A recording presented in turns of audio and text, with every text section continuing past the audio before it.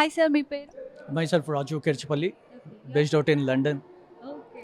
Yeah. So GTA first time in Telangana, that in Hyderabad అవుతుంది. So ఎలా feel It's అవుతున్నారు? a very proud moment for all the Telangana'ites, to be honest, and this is my first event as well, and I would like to congratulate the founder, Mr. Reddy Garu, as well, for organizing this event, and it's a very good opportunity for all the global Telangana'ites to come together once a year to meet.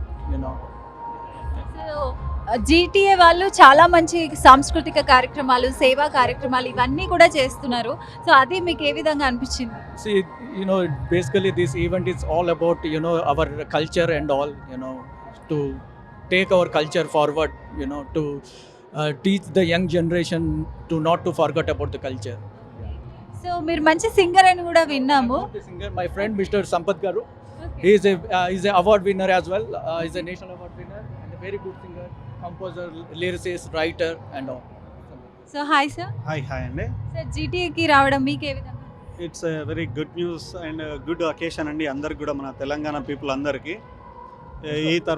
ఇందులో భాగంగానే ఇప్పుడు ఒక చిన్న పల్లవి చరణం అమ్మ గురించి, as well భారతదేశంలో ఉన్న నదులన్నిటి గురించి ఒక చిన్న పల్లవి చరణం మన యోయో టీవీ ప్రేక్షకుల గురించి కూడా.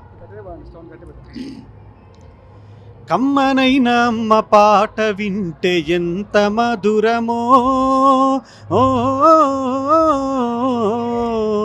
మనసుకు కాదు మరువతరము.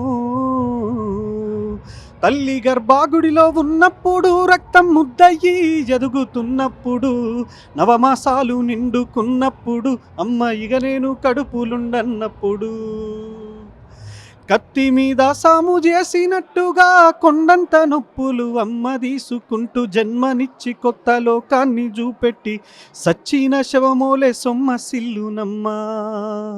అమ్మంటే ఎంత గొప్పదో బ్రహ్మకైనా వర్ణించవశమౌనా, ఎన్ని జన్మలున్న కౌల కలములు అమ్మ ప్రేమను రాసిన తరుగునా.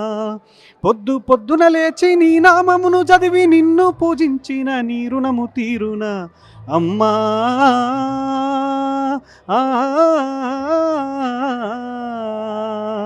కమ్మనైన అమ్మ పాట వింటే ఎంత మధురమో, ఓ మనసుకు కాదు మరువతరము. ఇది అమ్మ గురించి అండి.